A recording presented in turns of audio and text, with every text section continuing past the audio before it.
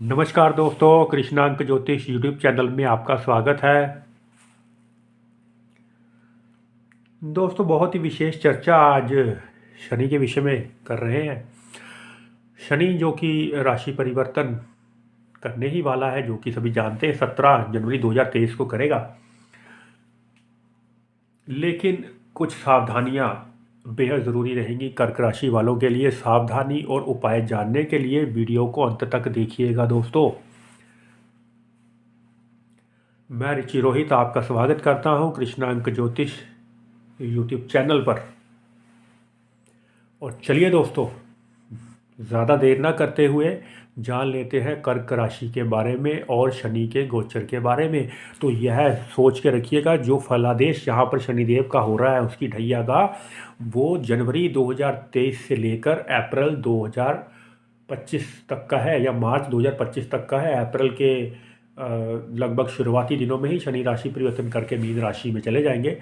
तो आप याद रखिएगा, बेहद ज़रूरी रहेगा आपके लिए यह जानना कि किस प्रकार का कर्क राशि वालों को नुकसान होने वाला है।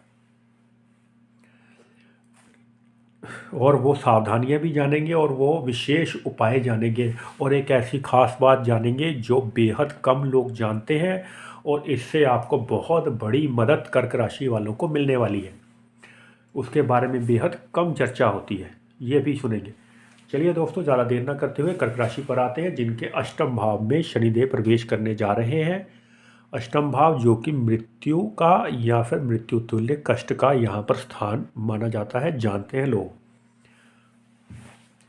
कर्क राशि वालों के लिए शनि जो है पूर्णता मारक होते हैं और बुध होते हैं सहायक मारक। तो यहाँ पर मृत्यु तुल्य कष्ट होने की संभावना उन व्यक्तियों को हो सकती है जिनका शनि दूषित अवस्था का है, जिनका शनि पहले से खराब है, असंगत है, और ऊपर से उनको शनि में चंद्र का अंतर या चंद्रमा में शनि का अंतर चल रहा है। तो वो मानसिक रूप से व्यक्ति को हिला के रख देता है। बहुत ज़्यादा प्रताड़ित करने की स्थिति में यहाँ पर हो जाती है उन लोगों की जिनका यहाँ पर कर्क राशि है। शनि की ढैया उनकी शुरू हो रही है, यह बात याद रखें। 2 साल के लिए समय लगभग ऐसा रहने वाला है, इसलिए सावधानी बरतने की आवश्यकता। आइए उन चीज़ों को जान लेते हैं जो खराब और अच्छी या बुरी हो सकती है। कर्ज यहाँ पर बढ़ने की संभावना रहेगी उन लोगों का जिनका कर्क राशि है, क्योंकि शनिदेव यहाँ पर दूसरे भाव को देखते हैं 7वीं पूर्ण दृष्टि से, जो कि वहाँ पर शत्रु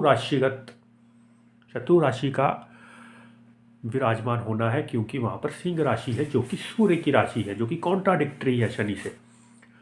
तो तिजोरी लोग की पहले खाली होने लगती है किसी वजह से। खर्चे, यानी कि जो कर्क राशि वाले हैं उन्होंने खर्चे की प्लानिंग आने वाले 3-4 महीने की पहले ही कर रखी होगी। और जैसे ही शनि की हम बात कर रहे हैं, विशेषकर जो फरवरी से मार्च तक का अगर पीरियड लगा लें या अप्रैल तक का भी देख लें, तो खर्चों की यहाँ पर लंबी फेहरिस्त बन चुकी है उनकी, और खर्चे उनके होने वाले हैं।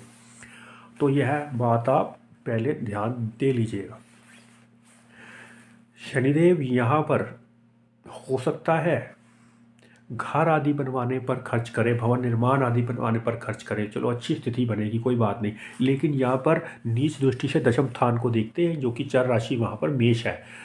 तो यहाँ पर कारोबार व्यक्ति का डिस्टर्ब रहने की और अधिकारियों से, जो बड़े अधिकारी हैं उनसे खटपट होने की, उनसे कोई झगड़ा होने की प्रबल संभावना यहाँ पर बना देते हैं। इसलिए यहाँ पर शांत रहना बेहद ज़रूरी रहेगा, विशेषकर जनवरी से लेकर मई तक के पीरियड की बात करते हैं, क्योंकि यहाँ पर अधिकारियों से बिगाड़ होना, झगड़ा आदि होने की संभावना प्रबल बनी हुई है, क्योंकि राहु वहाँ पर पहले उपस्थित है।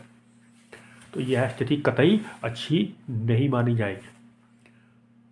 तो यहाँ पर आपके लाभ को भी हानि में परिवर्तित करने की क्षमता यहाँ पर शनि लेकर बैठे अष्टम भाव के। पत्नी के या पति के स्वास्थ्य को भी हानि होने की संभावना, क्योंकि सप्तमेश जो है वो अष्टम में विराजमान हो गए हैं कर्क राशि वालों के लिए। तो पत्नी के स्वास्थ्य का भी यहाँ ध्यान रखना ज़रूरी रहेगा। खुद की सेहत का भी ध्यान रखना पड़ेगा, और चोट लगने की प्रबल संभावना यहाँ पर शनिदेव अष्टम भाव में बना देते हैं।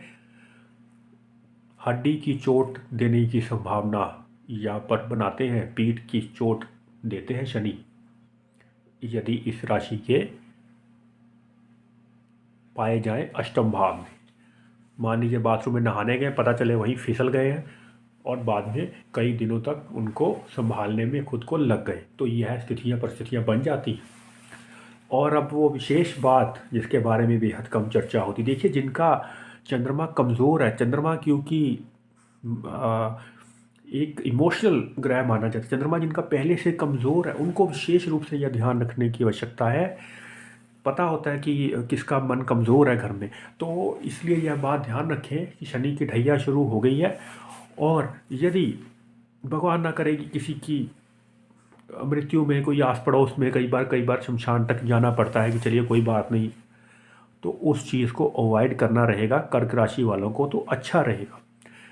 जहाँ आपकी ज़रूरत है वहाँ आप ज़रूर जाइएगा, लेकिन कोई और सदस्य को अगर भेज सकते हैं तो वहाँ किसी और सदस्य को भेजिएगा जिनका चंद्रमा कमज़ोर है अपने घर पे, उनको वहाँ पर आप इस तरह किसी जगह पर अस्पताल हो, यहाँ पर बहुत कोई गंभीर रूप से बीमार चल रहा है या फिर कोई दिवंगत हो गया किसी वजह से, तो वहाँ शमशान आदि पे जाने से परहेज़ करना ही उचित रहेगा। क्योंकि अष्टम भाव का जो शनि होता है, यदि शनि आपकी कुंडली में पहले से खराब रहा तो यहाँ पर हवा आदि लगने का भी, ऊपरी हवा लगने की भी संभावना यहाँ पर बना देते हैं। शमशान के स्थान पर शनि विराजमान है, तो यह सावधानी बरतनी कर्क राशि वालों के लिए ज़रूरी, विशेषकर उन लोगों के लिए जिनका चंद्रमा पहले से काफ़ी कमज़ोर स्थिति में।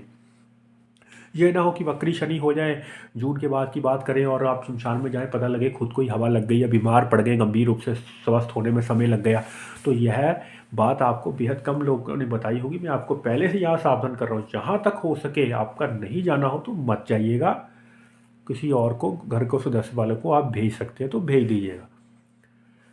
तो ये रही स्थिति। तो चलिए दोस्तों, एक अचूक उपाय भी जान लेते हैं। यहाँ पर कर्क राशि वालों के लिए सबसे बड़े सहायक हैं श्री हनुमान, श्री बजरंगबली, जो कि संकट मोचन माने जाते हैं। तो यहाँ पर यदि संकट मोचन का यदि आप पाठ कर लेते हैं, मंदिर में बैठकर लाल कलर का आसन बिछाएं, चमेली के तेल का दीपक जलाएं, अगरबत्ती धूप आदि दें, हनुमान जी का दर्शन करें मंगलवार को, तो कैसे कट जाएगा ढैया पता भी नहीं चलेगा। 2 साल कैसे निकल जाएंगे मालूम भी नहीं चलेगा।